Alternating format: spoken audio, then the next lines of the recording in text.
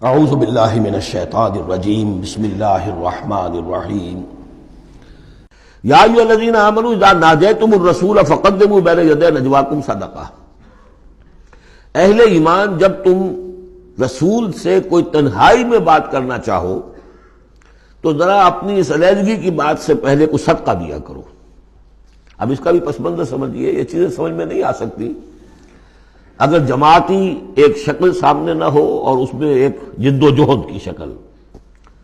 ہوتا کیا ہے کہ کچھ لوگ وہ اپنی حضور سے قرب ظاہر کرنے کے لیے اور اپنی حیثیت کو علیحدہ ممیز کرنے کے لیے، حضور ذرا مجھے آپ سے علیحدگی میں بات کرنی ہے تاکہ لوگ دیکھ لیں یہ کوئی بڑا چودھری ہے، بڑا اہم آدمی ہے، یہ علیحدگی میں جا کے بات کر رہا ہے، تو بڑا یعنی یہ کہ حضور کو بھی اس پر اعتماد ہے، اور وہ اپنی ایک نمایاں حیثیت ظاہر کرنے کے لیے۔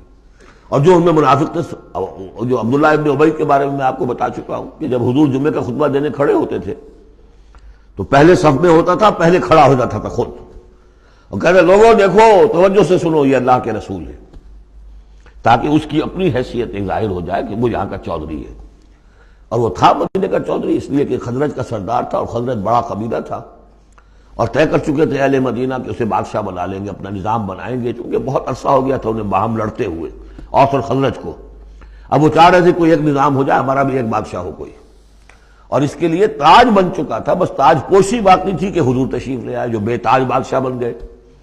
اب اس کے جو بادشاہی کے خواب تھے سارے کے سارے جو ہیں وہ ختم ہو گئے، لہذا اس کے اندر دشمنی اول روز سے تھی، تو وہ بھی اپنی اس حیثیت کو ظاہر کرنے کے لیے کھڑے ہو کر کہتا تھا۔ اسی طرح یہ کہ اذا ناجیتم الرسول، تو اب آپ نے چونکہ مال سے انہیں محبت بہت تھی، حضور نے کہا کہ پہلے کوئی صدقہ دے کر پھر ذرا آ کے حضور سے بات کیا کرو۔ ٹیکس لگا دیا اللہ تعالیٰ نے حضور سے علیحدہ گفتگو کا۔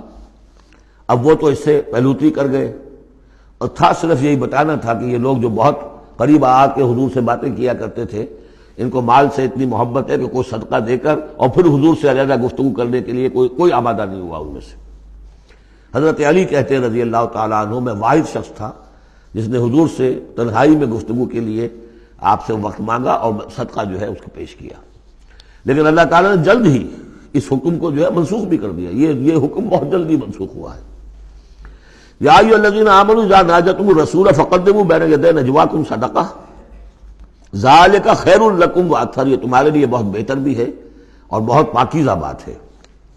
فإن لم تجدوا فإن اللہ غفور رحیم، ہاں اگر تم غریب ہو، تمہیں نہیں تمہارے پاس کوئی شے ہے، تو اللہ تعالیٰ غفور اور رحیم ہے، یہ گنجائش رکھتی تھی۔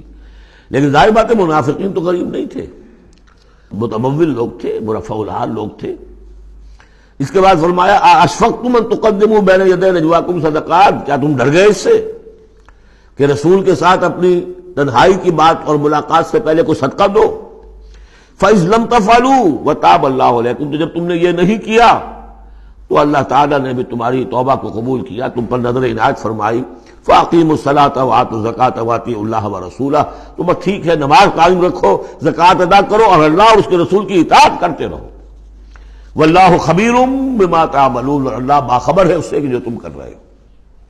تو یہ حکم آیا بہت عارضی طور پر اور بہت جلد ختم بھی کر دیا گیا، لیکن یہ کہ اس سے وہ لوگ نمایاں ہو گئے کہ جو پہلے بہت ہی بار بار آتے تھے اور علیحدہ سے مشورے کرتے تھے اور اپنی ایک حیثیت جو ہے اس کا اظہار اس طریقے سے کیا کرتے تھے، جب اس حکم کے بعد چند دن تک وہ نہیں آئے تو معلوم ہو گیا ہوگا، اور پھر ان کو بھی شرم آئی ہوگی کہ اب دوبارہ ہم وہ کام نہ کریں۔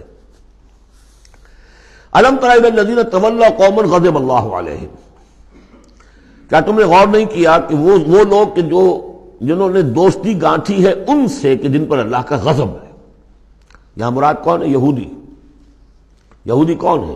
مغضوب علیہم، جو لوگ ہیں مسلمانوں تم میں سے، چاہے اوس کے ہوں یا خزرج کے ہوں، جنہوں نے ان سے ابھی تک یارانے گانٹھے ہوئے ہیں، دوستیاں ہیں، حلیفی کے پرانے تعلقات کو ابھی تک نبھا رہے ہو۔ الم تر الی الذین تولوا قوما غضب اللہ علیہم ما هم منکم ولا منہم، وہ نہ تم میں سے ہے نہ ان میں سے۔ یہ منافقین کا یہ رول، لا الہ ہؤلاء ولا الہ ہؤلاء مذبذبین بین ذلک، سورہ نساء میں ہم پڑھ چکے ہیں۔ وَيَحْلِفُونَ عَلَى الْكَذِبِ وَهُمْ يَعْلَمُونَ، اور وہ جانتے بوجھتے جھوٹے حلف اٹھاتے ہیں، قسمیں کھاتے ہیں، جھوٹی قسمیں کھاتے ہیں۔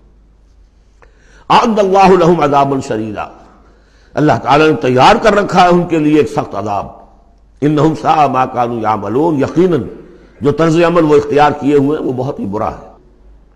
اتخذوا ایمانہم جنۃ، انہوں نے اپنی قسموں کو ڈھال بنا لیا ہے۔ جہاں کسی بات پر گرفت ہوئی، خدا کی قسم، اللہ گواہ ہے یہ معاملہ یوں نہیں تھا، یوں تھا۔ اب دوسرا شخص جو ہے شریف مسلمان ہے، وہ مروت میں آ کے اللہ کی قسم کھا رہا ہے تو کم سے کم چپ تو ہو جاتا تھا، اب میں کیا کروں؟ لہذا انہوں نے قسموں کو اپنی ڈھال بنا لیا۔ فصدوا عن سبیل اللہ، تو وہ رکتے بھی ہیں روکتے بھی ہیں اللہ کے راستے سے۔ فلہم عذاب مہین، تو ان کے لیے اہانت آمیز عذاب ہے۔ صدق اللہ العظیم۔